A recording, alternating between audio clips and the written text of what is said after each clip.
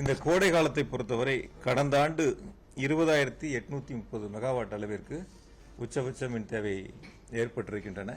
இந்த ஆண்டு 22,000 மெகாவாட் அளவிற்கு தேவை இருக்கும் என்று கணக்கிடப்பட்டு அதற்கான தயார் நிலையில் மின்சார வாரியம் தயாராக இருக்கின்றன.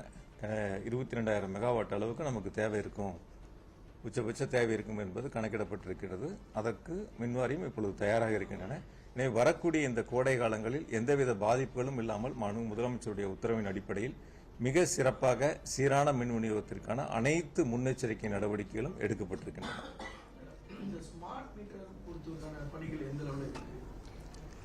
ஏற்கனவே இந்த ஸ்மார்ட் மீட்டர் பொருத்துவதற்கான டெண்டர் விடப்பட்டது. அந்த டெண்டர் அந்த விலை புள்ளிகளில் சரியா மின்வாரிய எதிர்பார்த்த அளவிற்கான குறைந்த விலை புள்ளி அதில் கோட் பண்ணல.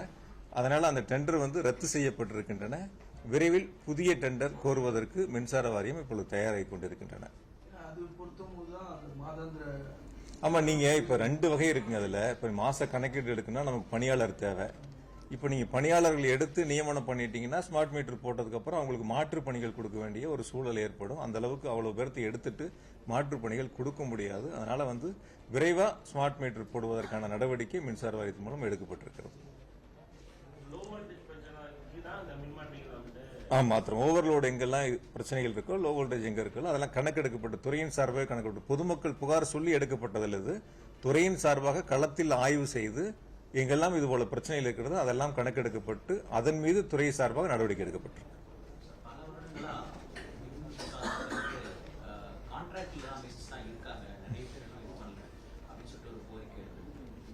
நீங்க சொல்லக்கூடியது இப்ப யாராவது டெண்டர் எடுக்கிறாங்க இல்லையா, அந்த மாதிரி இடங்கள்ல அவங்க வச்சு செய்யக்கூடிய ஆட்கள் சில நேரங்கள் நீங்களே தவறுதலா புரிஞ்சுக்கிறீங்க.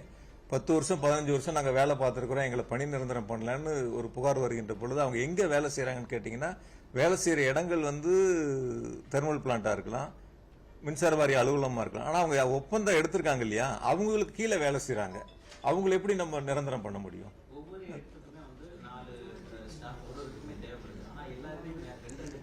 இல்ல இப்ப அதுதான் இப்ப என்னன்னு கேட்டீங்கன்னா, இப்ப சட்டமன்றத்திலேயே அதுக்கான பதில் கொடுத்தோம். என்ன தமிழ்நாடு மின்சார வாரியத்தில் மிக முக்கியமான தேவைகள் என்னென்ன பணியிடங்கள் நிரப்பப்பட வேண்டும் என்பது நிதித்துறையினுடைய கவனத்திற்கு இப்ப கோப்பு அனுப்பப்பட்டிருக்கின்றன. விரைவில் அதற்கான ஒப்புதல் கிடைக்க போகுது. கிடைச்ச பிறகு அந்த பணியிடங்கள் நிரப்பப்படும். அதே மாதிரி ஓய்வூதியர்கள் 58 60 இப்போ 62 ஆக போதா மின்துறையில பேசிட்டு இருக்கதா சொல்றாங்க. அது உண்மைதானா? நாங்க இதுவரைக்கும் அப்படி எதுவும் பேசல. உங்களுக்கு ஏதாவது தகவல் இருந்தா சொல்லுங்க. ஏன்னா தனிப்பட்ட முறையில் மின்சார வாரியம் மட்டும் அந்த நடவடிக்கை எடுக்க முடியாது, அந்த முடிவு எடுக்க முடியாது. இது அரசு சார்ந்த ஒரு கொள்கை முடிவு, உங்களுக்கே தெரியும். ஒரு துறையில மட்டும் அப்படி எடுக்க முடியாது. ஏதோ ஒரு செவி வழி செய்தியா யாரோ சொல்றாங்கன்னு தயவு செஞ்சு இது மாதிரி ஒரு செய்திகள் இது பெருசாக்க வேண்டாம். ஏன்னா இது எல்லா துறைகள் சார்ந்தது. அரசினுடைய கொள்கை முடிவு, பணியாளர்களுடைய கொள்கை முடிவு. சில பேர்லாம் 60 எங்களுக்கு ஏன் ஏத்துறாங்கன்னு சில பேர் கேட்கறாங்கல்ல. அதனால இந்த கேள்வி எதையோ டீ கடையில பேசுற மாதிரி ஒரு செய்திகள் வேண்டாம். தயவு செஞ்சு இன்னைக்கு நடந்த கூட்டம் கோடை காலத்தில் மின் தேவையை சமாளிப்பதற்காக சிறப்பான மின் விநியோகம், சீரான மின் விநியோகம் வழங்குவதற்காக நடைபெற்றிருக்கக்கூடிய ஆய்வுக் கூட்டம் மிக சிறப்பாக நடந்திருக்கிறது. எனவே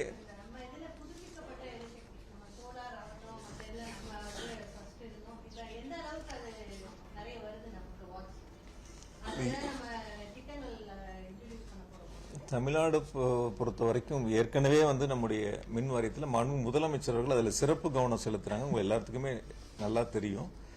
அதுல நீங்க பம்பு ஸ்டோரேஜ் பாத்தீங்கன்னா இப்போ ஒரு 14,500 மெகாவாட் அளவிற்கு கண்டறியப்பட்டிருக்கின்றன. அதற்கான டெண்டர் கோரக்கூடிய பணிகள் மிக விரைவாக தொடங்க இருக்கிறோம். அதே போல பேட்டரி ஸ்டோரேஜ் இப்போ 2,000 மெகாவாட் அதற்கான பணிகள் முன்னெடுக்கப்பட்டு இப்ப விரைவில் ஒரு 1000 மெகாவாட் டெண்டர் 2 வாரங்கள்ல டெண்டர் அதுவும் கோட் பண்ண போறாங்க. அதனால இந்த 2 பணிகளோடு சேர்த்து சோலார் பார்க் அமைக்கக்கூடிய பணிகளுக்கான ஆரம்பகட்ட பணிகள் முடிஞ்சு அடுத்த கட்ட நிலைக்கு போயிருக்கு. விரைவில் அதற்கான ஒப்பந்த புள்ளிகளும் கோர இருக்கின்றோம். எனவே தமிழ்நாடு பொறுத்த வரைக்கும் நீங்க சோலாரா இருக்கட்டும், பம்பு ஸ்டோரேஜா இருக்கட்டும், அல்லது பேட்டரி ஸ்டோரேஜா இருக்கட்டும், இது போன்ற பணிகள்ல சிறப்பு கவனம் செலுத்தி அதற்கான பணிகள் விரைவாக நடந்துகிட்டு இருக்கு. எல்லாமே இந்த ஓராண்டுக்குள் முடிப்பதற்கான பணிகள் வேகப்படுத்தப்பட்டிருக்கு. கண்டிப்பா நடக்கும். சட்டமன்றத்தில் நான் உங்களுக்கு உறுதியே சொன்னேன். மனு முதலமைச்சருடைய உத்தரவு மாதாந்திர கணக்கீடு என்பது விரைவாக செயல்முறைக்கு கொண்டு வர வேண்டும் என்று உத்தரவிட்டிருக்கின்றாங்க. அதனாலதான் இப்ப நான் அவர் கேட்டப்ப அந்த கேள்விகளுக்கு நான் பதில் சொன்னேன். விரைவா அந்த ஸ்மார்ட் மீட்டர் பொருத்தப்பட்ட பிறகு உடனடியாக மாதாந்திர கணக்கீடு நடைமுறைக்கு கொண்டு வரப்படும். விவசாயிகளுக்கு அடுத்த கட்டமா எவ்வளவு கனெக்ஷன் கொடுக்கறதா இலக்கை வச்சிருக்கோம். நிறைய இல்லை, இப்ப அது சட்டமன்ற கூட்டத்தொடரில் தான் அதுக்கான முதலமைச்சருடைய அனுமதிகளை பெற்று நீதித்துறையினுடைய அனுமதிகளை பெற்று, ஏன்னா நிதி சார்ந்தது அது, நீதித்துறையுடைய அனுமதி பெற்று முதலமைச்சருடைய கவனத்துக்கு எடுத்து சென்ற பிறகு அதற்கான அறிவிப்புகள் வரும். இன்னைக்கு இங்க ஐடென்டிஃபை பண்ண சில பவர் இஷ்யூஸ்ல ஐடென்டிஃபை பண்ணிருக்கீங்கன்னு சொன்னீங்க. அதெல்லாம் எவ்வளவு ஷார்ட் ஸ்பான்ல முடிக்க திட்டமிட்டு? இல்ல, சிலதெல்லாம் வந்து 1 மாசத்துக்குள்ள முடிக்க வேண்டிய பணிகள் இருக்கு, சிலது 3 மாதங்களில் முடிக்க வேண்டிய பணிகள் இருக்கு. அது அதற்கான கால வரையை நிர்ணயம் செய்யப்பட்டிருக்கு. விரைவா அந்த பணிகளை முடிப்பதற்காக அறிவுறுத்தப்பட்டிருக்கு. இப்ப நான் 2312 கால் சராசரி இந்த ஜனவரியில மட்டும் 20 நாட்கள்ல ஒரு நாளைக்கு 2312 கால் சராசரியா வந்திருக்கு. அந்த எண்ணிக்கையும் குறைக்கணும்னு சொல்லியிருக்கோம். அது மீது வரக்கூடிய புகார்களும் குறைவா இருக்கணும், அது மீது விரைந்து நடவடிக்கை எடுக்கணும்னு சொல்லியிருக்கோம். எனவே இந்த கோடை காலம் தான் மிக முக்கியமான, உங்களுக்கு எல்லாத்துக்கும் தெரியும். அந்த கோடை காலத்துல நம்ம எடுக்கக்கூடிய நடவடிக்கைகள் தான் எப்படி இருக்குங்கிறது ஒரு நிர்வாகத்தினுடைய செயல்பாடுகளுக்கு ஒரு அடித்தளமா ஒரு எடுத்துக்காட்டா அமையக்கூடியது. எனவே இந்த கோடை காலம் எப்படி கடந்த கோடை காலங்களில் வந்து சமாளிக்கப்பட்டது, அதே போல போன வருஷமாவது சம்மர் வந்து 20,830, இந்த வருஷம் 22,000 அளவுக்கு இருக்குன்னு எதிர்பார்க்கிறோம். கண்டிப்பா அதையும் முழுவதுமாக எந்தவித பாதிப்பும் இல்லாம சீரான மின் விநியோகம் வழங்குவதற்கான முழு நடவடிக்கை இருக்காது.